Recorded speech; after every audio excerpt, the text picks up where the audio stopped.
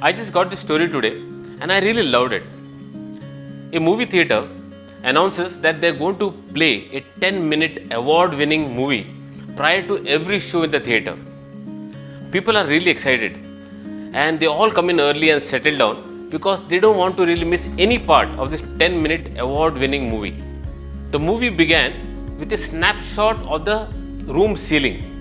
There's no decoration on the ceiling, it was just plain blank ceiling. Couple of minutes passed, but the camera did not move. People started wondering, and though they were whispering, the frustration was very obvious. After a couple of more minutes, emotions were moving from frustration to anger. People started wondering, what could be wrong with this man who made this movie? They started ridiculing the jury who gave this man the award. And they could not understand why this theatre management would like to show this movie before every show. After about 8 to 9 minutes, people were getting really impatient. And at that time, the camera moved from the ceiling to the floor. And suddenly, the audience got to see a bedridden man looking at the ceiling. He was totally handicapped due to some spinal cord injury. The camera again rolled back from the floor to the ceiling, and the following sentence appeared on the screen.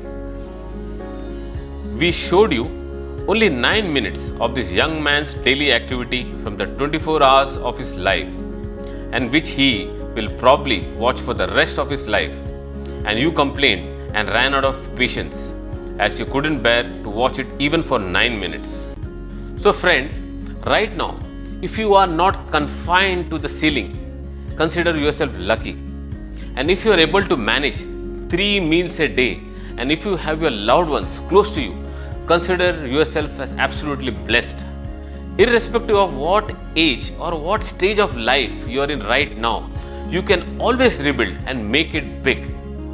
Remember, someone had lost all his money and wealth at the age of 57, and then KBC happened and he regained all his stardom and all the money and much more at that age.